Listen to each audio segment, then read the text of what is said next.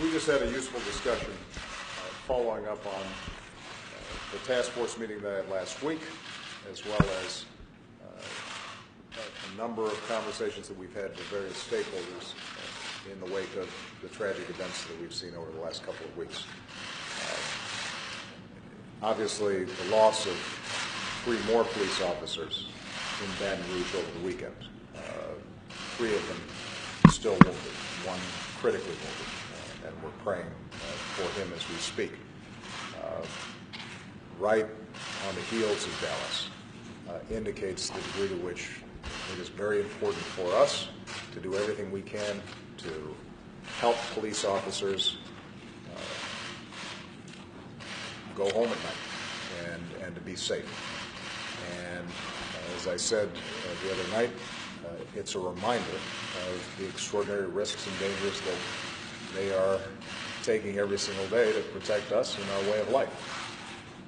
And as has been consistent throughout all the conversations I've had over the last several weeks, I strongly believe that there is no contradiction between us protecting our officers, honoring our officers, making sure that they have all the tools they need to do their job safely, and building trust between police officers and departments and the communities that they serve.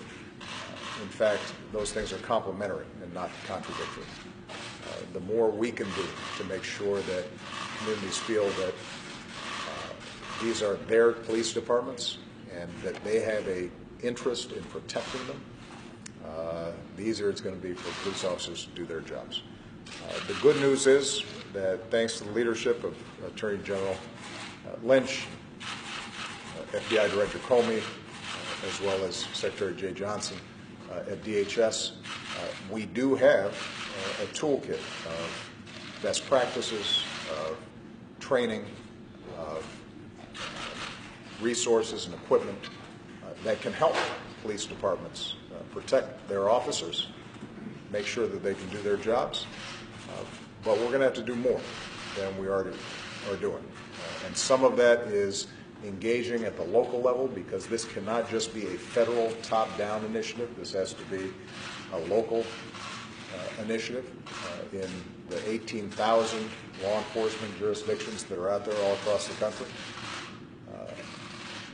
And it also has to be resourced.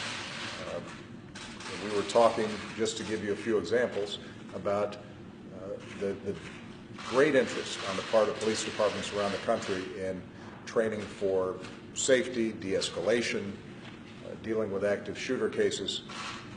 Unfortunately, not all those departments that want to train their officers have the resources to do it.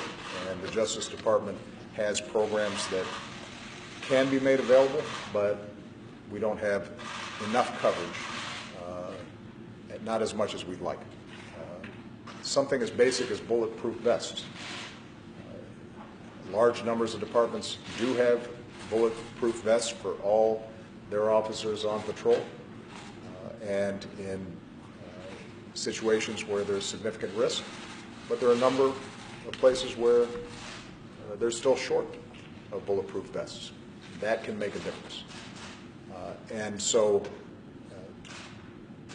my intention over the next several months, as long as I'm in this office, is to continue to look at best practices, figure out what's working well, listen to our police departments and how we can help them, engage the community, build up trust. What kind of equipment do they need? What kind of training do they need? What kind of recruitment strategies do they need? And then to do everything we can to convene all parties concerned, including Congress, to make sure that they can get those resources. And we are going to continue building off the task force report and the meeting that we had last week to encourage the kinds of conversations between police departments and communities so that we can incorporate, as part of a strategy to make the lives of police officers safer, encourage the kind of best practices that assure communities are embracing their police departments the way they should and the way they need to. So I appreciate the efforts that have already taken place. We've got a lot more work to do.